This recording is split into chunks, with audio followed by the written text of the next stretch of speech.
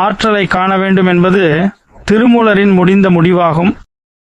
உடம்பு அழியின் உயிரடைய வேண்டிய இம்மெய்யறிவு பயனை அடைய முடியாது.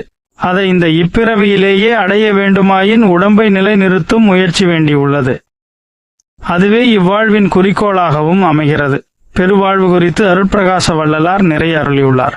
உடம்பில் 6 ஆதாரங்கள் உள்ளன. இவற்றை சக்கரங்கள் என்பர். இவ்வாறையும் இணைத்து அதற்கு மேலும் செல்லக்கூடிய ஒரு நடுநாடி உள்ளது.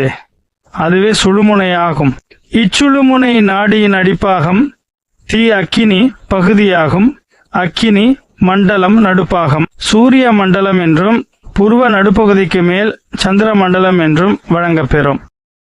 மனிதனின் அறிவே அக்கினி சக்தியாகும். அக்கினி சக்தி உலகியல் நுகர்வு பொருளில் செல்லும் போது அறிவு உலகியல்களின் இன்பங்கள் பால் ஈர்க்கப்படும் போது உடம்பின் கீழ்ப்பகுதிகள் உணர்வு பெற்று காமாக்கினி உருவாகிறது.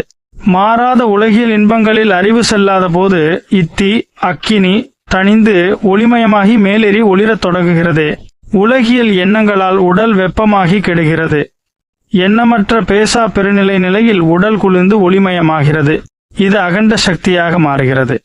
இவ்வாறு அறிவும் சிந்தனையும் அகண்டமாகும் போது ஆன்மாவும் அகண்டமாகி வருகிறது. இவ்வாறு இருப்பவோரின் உடம்பிலிருந்து உயிரை பிரிக்க இயலாது. உடம்பில் உள்ள அக்கினியை குளிர்வித்து ஒளிரச் செய்யும் யோக நெறியே அங்கி யோகமாகும். திருமூலர் கூறிய கருத்தினை செயலாக்கமாக உணர்த்தியவர் அருட்பிரகாச வள்ளலார். மரணமில்லா பெருவாழ்வை இன்னும் விரிவாக கூறியவர் வள்ளலார் ஆவார்.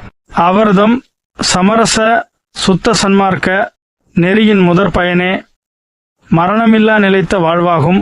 எனவே காயசித்தி உபாயத்தின் விரிவுகளையும் விளக்கங்களையும் திருவருட்பாவில் கண்டு தெளிக. திருச்சிற்றம்பலம்.